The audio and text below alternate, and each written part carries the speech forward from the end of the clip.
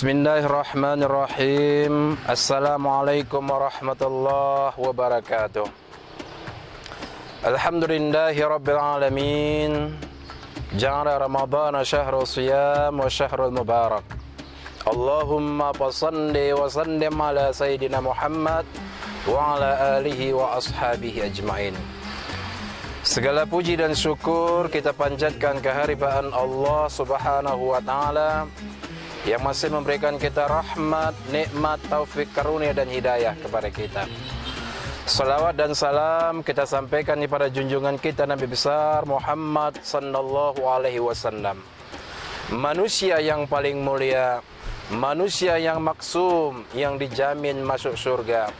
Dan mudah-mudahan kelak kita sebagai umatnya dapat mengikuti jejak dan dapat mendapatkan syafaat beliau di yaumil akhirat. Amin amin ya rabbal alamin. Para pemirsa TV Agara yang berbahagia, pada kesempatan ini judul kultum kita adalah 3 intisari kandungan pokok Al-Quranul Karim. Sebagaimana yang kita ketahui bahwa bulan suci Ramadan adalah bulan diturunkannya Al-Quranul Karim. Allah Subhanahu wa taala berfirman, Bismillahirrahmanirrahim. Syahrul Ramadan allazi unzila fihi al-Qur'an hudan lin-nas wa bayyinatin minal huda wal furqan. Bulan Ramadan adalah bulan diturunkan Al-Qur'an padanya, menjadi petunjuk kepada manusia dan menjadi pembeda di antara mana yang benar dan mana yang batil. Para pemirsa yang berbahagia, kalaulah kita teliti, kita gali, kita dalami Al-Quran yang terdiri daripada 30 juz ini, 114 surah ini, paling tidak ada 3 intisari pokok yang terdapat di dalamnya. Yang pertama, Al-Quran berbicara tentang akidah. Yang kedua, Al-Quran berbicara tentang ibadah. Dan yang ketiga, Al-Quran berbicara tentang akhlak. Akidah, ibadah, dan akhlak. Yang pertama tentang akidah, bahwa intisari utama dalam Al-Quran adalah tentang akidah, keimanan, tauhid, keyakinan kepada Allah Subhanahu wa taala. Sebagai mukmin yang paripurna, ini yang tidak boleh ditawar-tawar. Dan ini pondasi yang paling utama, bahwa kita telah meyakini bahwa Allah Subhanahu wa taala adalah satu-satunya Tuhan yang berhak kita sembah. Inna salati wa nusuki wa mahyaya wa mamati lillahi rabbil alamin. Sesungguhnya salatku, hidupku, matiku semuanya untuk Allah Subhanahu wa taala. Banyak orang hari ini tidak menuhankan Allah dalam kehidupannya, hanya dalam ucapan, tapi dalam perbuatan. Ada saudara-saudara kita yang menuhankan harta benda, menuhankan jabatan, menuhankan pangkat, kekuasaan, menuhankan uang. Habis waktunya siang jadi malam, malam jadi siang, hanya untuk mencari harta benda saja. Bagaimana cara yang mencari jabatan semata, mencari kekuasaan semata dengan menyampingkan nilai-nilai kebenaran. Itu artinya sama ia menjadikan harta, tahta, dan wanita sebagai Tuhan dalam kehidupannya. Para pemirsa yang berbahagia, Islam mengajarkan kepada kita, dunia memang harus kita cari, tapi jangan lupakan bahagian kita di akhirat nanti. Akidah kita nomor satukan. Biar apapun yang terjadi di dunia ini, biar langit runtuh, bumi hancur, gunung bertaburan, tapi Tuhan kita tetap Allah Subhanahu wa taala. Keyakinan kita tidak akan pernah berubah walau apa yang terjadi. Dan inilah pondasi pokok pertama dan utama yang diajarkan di dalam Al-Quranul Karim. Para pemirsa yang berbahagia, kita pernah dengar seorang kisah ahli tasawuf yang punya 40 orang muridnya. Seorang sufi ini berkata kepada para murid-muridnya, wahai muridku, hari ini engkau akan saya uji keimananmu, ketakwaanmu.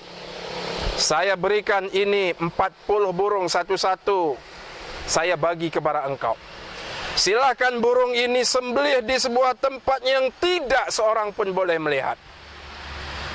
Kalau ada yang melihat, batal. Maka 40 orang muridnya ini berpergian, berpencaran.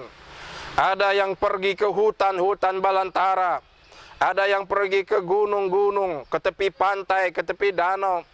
Lihat kiri, lihat kanan. Ia yakin tidak ada yang melihat, sembelih burung yang telah diamanahkan tuan gurunya. Tiba waktunya mereka pulang. 39 muridnya dengan bangga, wahai tuan guru, kami telah menyembelih burung yang telah engkau amanahkan. Tidak ada yang melihat, yakin tidak ada yang melihat. Tapi ada seorang muridnya dengan menangis berkata, wahai tuan guru, maafkan saya. Saya tidak bisa menyembelih burung yang telah engkau amanahkan. Kenapa? Karena saya yakin ada yang melihat saya. Kemanapun saya pergi ke gunung-gunung, ke hutan-hutan belantara, ke tepi pantai, lihat kiri, lihat kanan, semuanya tidak luput daripada penglihatan Allah Subhanahu wa ta'ala. Kata tuan gurunya, wahai muridku, engkaulah murid yang kucari, karena engkaulah murid yang paling bertakwa kepada Allah Subhanahu wa ta'ala. Para pemirsa yang dirahmati Allah, intisari daripada takwa, intisari daripada tauhid adalah ketika kita yakin dalam kehidupan kita, ketika kita percaya dalam setiap gerak-gerik kita, dalam setiap langkah kita, baik di masjid, baik di musalla, di pasar, di sekolah, di kantor, kita yakin bahwa Allah Subhanahu wa ta'ala mengawasi kita. Kalau kita yakin Allah mengawasi kita, maka tidak akan terjadi yang namanya kecurangan, tidak akan terjadi sesuatu yang merugikan orang lain, karena takwa, at-taqwa hahuna, takwa sudah bersemayam di dalam hati kita. Para jamaah pemirsa TV Agara yang berbahagia, yang kedua, intisari kandungan Al-Quranul Karim. Yang kedua, Al-Quran berbicara tentang ibadah. Ada ibadah mahdoh dan ada ibadah khairu mahdoh. Ibadah yang langsung berhubungan dengan Allah Subhanahu wa ta'ala. Dan yang kedua, ada ibadah yang berkaitan dengan manusia, yang berkaitan dengan lingkungan kita. Ibadah mahdoh, salat, puasa, zakat, haji. Ibadah khairu mahdoh yang berhubungan dengan manusia, berbuat baik kepada manusia, kemudian menyantuni tetangga kita, saudara kita, perbuatan-perbuatan yang dianjurkan untuk kemaslahatan manusia dan alam semesta. Pemirsa yang berbahagia, jadi ibadah yang paling utama, kunci dalam ibadah adalah niat kita. Innama a'malu bin niat. Segala sesuatu itu tergantung kepada niatnya. Bahwa niat yang paling utama. Niatkan apapun pekerjaan kita, ya Allah, saya sebagai pegawai negeri untuk ibadah kepada Allah. Saya jadi pejabat untuk ibadah kepada Allah. Bagaimana supaya dengan jabatan saya bisa membantu saudara-saudara saya yang membutuhkannya. Saya jadi orang kaya, niatkan kekayaannya untuk ibadah kepada Allah Subhanahu wa ta'ala. Kita bertani, berkebun, berladang, niatkan pekerjaan kita untuk ibadah kepada Allah, maka niscaya semua pekerjaan kita, semua kegiatan kita itu bernilai ibadah di sisi Allah Subhanahu wa ta'ala. Maka dalam ibadah inilah yang harus kita kuatkan. Ibarat pohon, ibadah ini ibarat ranting-rantingnya. Karena dalam bidang ibadah banyak cabang-cabangnya. Ada salat, ada puasa, zakat, haji, sedekah, umroh, dan segala macam. Maka setelah akidah, perbanyak ibadah kita kepada Allah Subhanahu wa ta'ala. Akidah tidak sempurna kalau ibadah tiada. Ibadah juga tidak akan mungkin bagus kalau pondasi akidahnya tidak kuat. Inilah kandungan Al-Quran yang kedua, berbicara tentang ibadah. Kemudian yang ketiga, Al-Quran berbicara tentang akhlakul karimah. Tentang akhlak, akidah, ibadah, dan akhlak. Ini tiga pondasi utama. Akhlak. Akhlak itu terbagi kepada tiga. Ada akhlak kita kepada Allah Rabbul Alamin. Yang kedua, ada akhlak kita kepada sesama manusia. Dan yang ketiga, ada akhlak kita kepada sesama ciptaan Allah Subhanahu wa taala. Bagaimana akhlak kita kepada Allah? Akhlak kita kepada Allah dengan melaksanakan hak-hak kita kepada Allah, dengan menyembah dan beribadah kepada Allah Subhanahu wa taala. Salat bahagian daripada kewajiban kita kepada Allah. Maka orang yang tidak salat adalah tidak berakhlak kepada Allah Subhanahu wa taala. Menyembah Allah dengan seyakin-yakinnya. Yang kedua, akhlak kepada sesama manusia. Ada akhlak kita kepada orang tua, kepada tetangga kita, kepada atasan kita, kepada bawahan, semuanya diatur akhlak sedemikian rupa di dalam Islam ini. Bahwa kepada sesama kita, kita harus saling tolong-menolong. Yang kuat menolong yang lemah, yang kaya membantu yang miskin, yang muda menghormati yang tua menyayangi yang muda. Ini adalah bahagian akhlak di dalam Islam. Kemudian yang ketiga, ada akhlak kepada sesama ciptaan Allah. Kepada tumbuh-tumbuhan ada akhlak kita, kepada hewan ada akhlak kita. Hari ini kita bertanya, kenapa banyak terjadi banjir bandang? Di Aceh Tenggara terjadi yang namanya banjir bandang. Jangan-jangan manusia tidak berakhlak kepada alam semesta.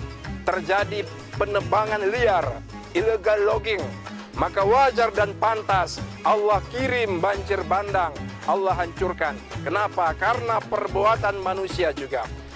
Dalam Al-Quran surah Ar-Rum Allah ingatkan kepada kita, Bismillahirrahmanirrahim, Zaharal fasadu fil barri wal bahri bima kasabat aydin nas. Telah tampak kerusakan di daratan dan di lautan disebabkan karena tangan-tangan manusia. Manusia tidak berakhlak kepada alam, maka wajar dan pantas alam marah kepada kita. Maka jagalah akhlak kita kepada sesama manusia, jaga akhlak kita kepada Allah, dan jagalah akhlak kita kepada sesama ciptaan Allah. Para pemirsa TV Agara yang berbahagia, inilah kultum yang dapat kita sampaikan, yang mana dengan intisari bahwa Al-Quran itu paling tidak ada 3 dimensi pokok yang terdapat di dalamnya. Al-Quran memerintahkan kita, kuatkan akidah kita, perbanyak ibadah kita, dan perbaiki akhlak kita. Mudah-mudahan selamat di dunia dan selamat di akhirat. Amin, amin ya rabbal alamin. Terima kasih, mohon maaf atas segala kekurangan. Assalamualaikum warahmatullahi wabarakatuh.